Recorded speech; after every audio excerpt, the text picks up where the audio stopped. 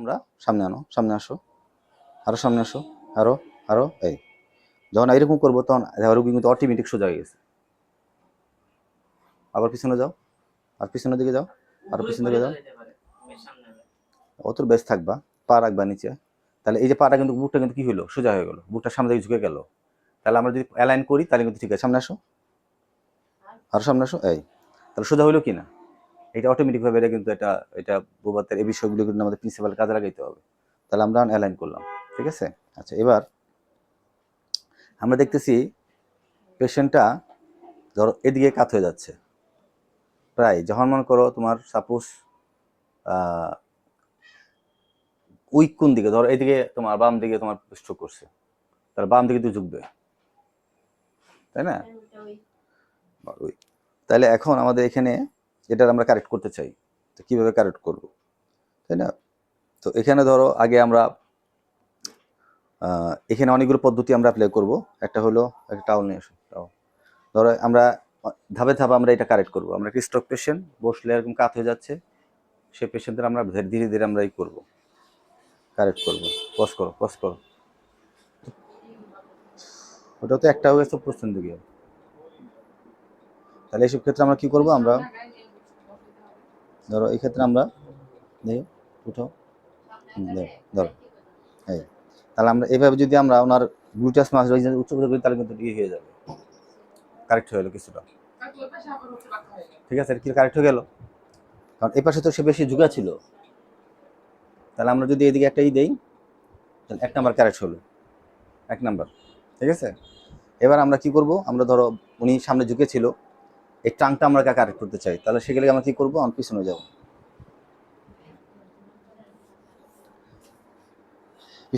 পিছনে যে আমরা বলছিলাম যে সেন্টার কি পয়েন্ট, কি বলছি আমরা সেন্টার কি পয়েন্ট, সেন্টার কি পয়েন্টের ক্ষেত্রে আমরা কি বলবো, আমরা বুকে হাত দিব, আমরা এরকম বলবো, আপনি এক্সটেন্ড করেন আর উপরে তাকাও, আবার সোজা, আবার আমরা কিন্তু বলছিলাম আমরা যে আমাদের আলোচনায় যে বোবাদ একটা অ্যাবনর্মাল পশ্চাৎ কালেক্ট করতে হবে। এরপর যখন করবো আস্তে আস্তে এমনি বাচ্চা রুগীটা আস্তে আস্তে পজিশনাল ঠিক হবে এবং রিস্টিমুলেশন হবে, বুঝতে পারছি। তাহলে যে রুগীটা এরকম ছিল তার প্রথমে আমরা আগায় নিছি, তাও কারেক্ট হচ্ছে না, তাহলে আমরা আরেকটু কী করবো, আমরা সেন্টার কি পয়েন্টে হাত দিব, ক্লিয়ার? হ্যাঁ, পিছনে পিছিয়ে আচ্ছা, এবার গেল 2টা বিষয় গেল। এবার 3 নাম্বার হচ্ছে আমরা যেটা করব সেটা হচ্ছে, ধরো এদিকে ছিল পেশেন্টটা, তাই না? তাহলে আমরা কি করব, আমরা ক্যামেরাটা এদিকে নিয়ে যাবো, তারপর আমরা এই বুড়ো আঙুলে হাত দিব এরকম। ধরো হাতটা তো এরকম আছে না এরকম, রুগী কিন্তু এদিকে ঝুঁকা ছিল, তুমি একটু ঝুঁকাই থাকো একটু। তাহলে আমরা কি করবো, আমরা এটারে এরকম নিব। যখন এরকম নিব তখন এই মুখ হাতটা যেটা এরকম ছিল আস্তে আস্তে সোজা হয়ে যাবে, অটোমেটিক সোজা হয়ে যাবে, না হলে অনেকটাই সোজা হবে, এতটুক হবে, ঠিক আছে। এরপর এতটুকু যখন আসবে তখন আমি হাতটা এরকম করে ধরবো, যখন আমি এরকম হাত দিব আর যখন হাতটা উপরে তুলতে থাকবো তখন রুগী আপনি অটোমেটিক সোজা হয়ে যাবে, বুঝতে পারছি। তাহলে এই যে আমরা এইভাবে রাখবো, ধর কিছুক্ষণ 6 সেকেন্ড রাখলাম, তাহলে এটা কখন করলাম, যখন এরকম সে কাজ হয়ে গেল, তার কারেক্ট করে ফেললাম, তার স্টিমুলেশন গেল, সে কারেক্ট হয়ে গেল, ঠিক আছে। এবার না, ওই তো এরকম করে এরকম করছে এই এই আচ্ছা, তারপরে আমরা এটা গেল। এরপর আমরা কি করব, যে রুগীটার প্রচুর পরিমাণে হাত এরকম শক্ত হয়ে আছে, তারা যদি আমি খুব এক্সটেন্ড করি তাহলে রিস্ক পেইন হবে, তাহলে সেক্ষেত্রে সাবধান, সেক্ষেত্রে আমাদের একটু কোনায় নিতে হবে, চাপো দিকে, বসে যাও, টাওয়াল কিন্তু রয়েছে, আর চাপো দিকে, বসো, একটু কাছে আসো। সেক্ষেত্রে আমাদের টাওয়াল কিন্তু রয়েছে, টাওয়ালটা কি আছে আমাদের রয়েছে। এখন প্রশ্ন হচ্ছে এই জায়গার ক্ষেত্রে আমরা কি করব, আমরা রুগীর প্রথমে আমরা এই জায়গায় রাখবো হাত, ঠিক আছে। এই জায়গায় রেখা ধরো আমরা ধীরে ধীরে আমরা এই অবস্থায় আমরা ট্রাইসেপকে আমরা কি করবো, ট্রাইসেপকে আমরা স্ট্রং করবো। ধরো ভাঁজ করো, আবার সোজা করো, আবার ধাক্কা দাও, আবার দাও ধাক্কা, আবার ধাক্কা দাও, এখন ট্রাইসেপ স্ট্রং হচ্ছে, ঠিক আছে। এরপরে এখন ধরো এই পর্যন্ত যখন হয়েছে তখন আস্তে আস্তে হাতটা আমরা কি করবো, আমরা যখন পারতেছে তখন আমরা কি করবো, আমরা এই পর্যন্ত রাখবো, আঙুল কিন্তু জায়গায় আছে, যদি আরও ভালো সমস্যা নাই, তাহলে রোগীটা আমরা কী করবো, আমরা এই যে অবস্থা রাখবো। এখন আমরা হাতটা এরকম রাখবো, ঠিক আছে? এবার বলবো যে আপনি হাত ভর দেন, তাহলে তার ওয়েট তার দিকে শিফট করলো। কী বললো, তার ওয়েট ওইদিকে শিফট করলো।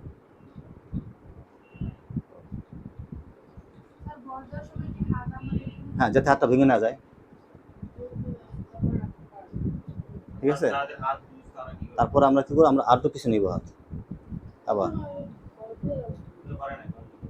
এগুলো যাবো না, অন্য আগেরগুলি করবো। তাহলে আমরা এই পর্যন্ত আস্তে আস্তে কী করলাম, আমরা শিফট করলাম। এবার একটা পেশেন্ট আছে, যে পেশেন্টটা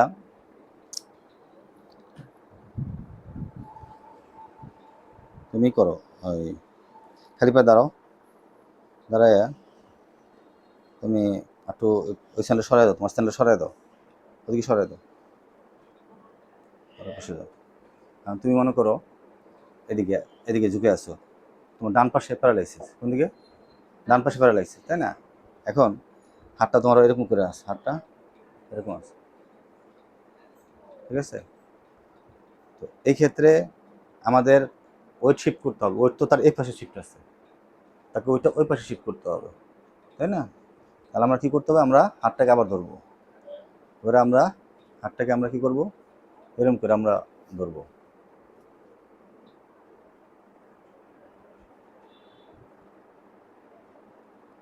যখন সে এতটুকু করবে, ওই পেছন থেকে ঝুঁকানো ছিল, সে তখন তার ওয়েটটা তার বাম পাশে দিবে, এমনি ন্যাচারালি দিয়ে। হাতটা যখন উঠাইলাম, কারণ হাতটা তার কোন দিকে গেল, তার বাম পাশে গেল, কারণ সে তো ছিল এরকম ছিল। তাহলে ওয়েট শিফট করা খুব জরুরি তার জন্য। তাহলে ওইদিকে ওইটা করলাম।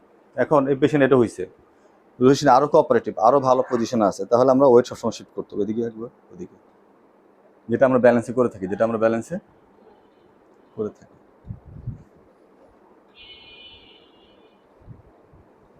ঠিক আছে?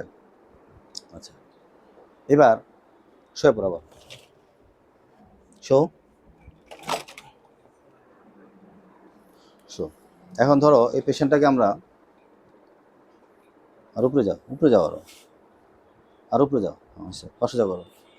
এখন এই পেশেন্টটাকে আমরা এদিকে শিফট করাতে চাই, এদিকে কাত করাতে চাই, ঠিক আছে? তাহলে আমরা কী করবো, আমরা হাত ধরবো, পাটা এরকম ভাঁজ করবো, পাটা ভাঁজ করে আমরা বলে উঠেন উঠেন উঠেন উঠেন, আস্তে করে উঠে যাবো, ঠিক আছে? এখন প্রশ্ন হচ্ছে যে এই রুগীটার শোল্ডার পর্যন্ত নাই, শোল্ডার পর্যন্ত স্ট্রং সমস্যা, শোল্ডার পথ ব্যথা, সেক্ষেত্রে আমরা আস্তে আস্তে পজিশন বুঝে তখন আমরা এদিকে ধরতে পারি। কিন্তু ভালো এমনি হাত ভালো, সব রুগী তো একরকম না, তখন আমরা এটা করবো। এটা পারতেছি না, তখন আমরা এই ট্রাইসেপ, এখানে ট্রাইসেপে ধরবো, এটা পারতেছি না, স্ক্যাপেলও ধরবো। কালকে ক্লাসে কিন্তু বলছি আমাদের যে আমরা সব সময় হাতের ক্ষেত্রে ফ্লেক্সরে হাত দিব কম, আর পায়ের ক্ষেত্রে এক্সটেনশন হাত দিব কম। কারণ আমরা বলছিলাম যে রেটিকুলো স্পাইনাল ট্রাক্ট, যেটা এক্সট্রাপিরামিডাল ট্রাক্ট, কী করে, তোমার স্টিমুলেশন দেয় পায়ের ক্ষেত্রে এক্সটেনশন, হাতের ক্ষেত্রে ফ্লেকশন। যদি আমরা ফ্লেকশন এক্সটেনশন হ্যাঁ বেশি হাত দিই, তাহলে বেশি স্টিমুলেশন পাবে, বেশি স্পাস্টিসিটি হবে। এই বিষয়টা আমাদের খেয়াল রাখতে হবে, এরকম ভাইবার ধরাই হবে, 100% ধরা হবে, এই কথা বারবার বলা হবে, খেয়াল রাখে। তাহলে আমি এই পেশেন্ট উঠাইতে চাইলে আমি কী করবো, আমি এর দিকে নিব, আর আমি দিকে করবো, আস্তে করে উঠে যাবে। ওঠার পর পরে আমরা রোগীরা প্রয়োজন এরকম ধরে আস্তে করে বসাই দিই, যেটা করতেছিলাম, এটা আগে করি। তো আমরা একটু ওদিকে নিয়ে নিব, যেটা আমরা করতাম, আমরা এই কাজ আমরা করতাম, সেটা একটু মডিফাই হলো। সেটা পাটাকে আমরা কী করছি, আমরা আগে পাটা আমরা কী করতাম, এদিকে দিতাম, এদিকে দিয়ে শিফট করতাম। এখন একটু মডিফাই করলাম, যে এটা বোবাতের সূত্র অনুযায়ী আমরা এইভাবে করব, ঠিক আছে? ওইটাও আমাদের বুদ্ধি খারাপ ছিল না, আমরা প্রথমে কাজ করতাম, আর ওদিকে যাও, আমরা এরকম নিয়ে আমরা এটা এরকম দিতাম, তারপর কী করতাম, তারপর আমরা কাজ করে, তারপর আমরা এই কুনিতে ভর দিয়ে উঠাইতাম, পাদের হস কেন এরকম করতাম না, এই এরকম করতাম। এই বুদ্ধিরও খারাপ না, কিন্তু বোবা দেখলাম এটা না, বোবা আগেরটাই ফলো করতেছে, ঠিক আছে? তাহলে এইগুলো আমাদের বোবাতের ওয়েট শিফটিং বললাম। আচ্ছা, আর আমাদের সাইডলাইনের কাজগুলো আমাদের কি করতে হবে, দুই সাইডই করতে হবে।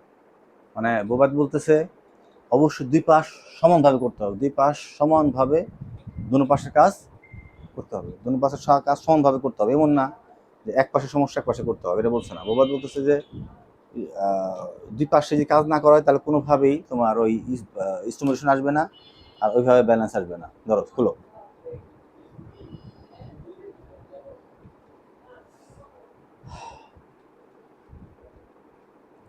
এটা কি সব আমার হোয়াটসঅ্যাপে থেকে আসলো?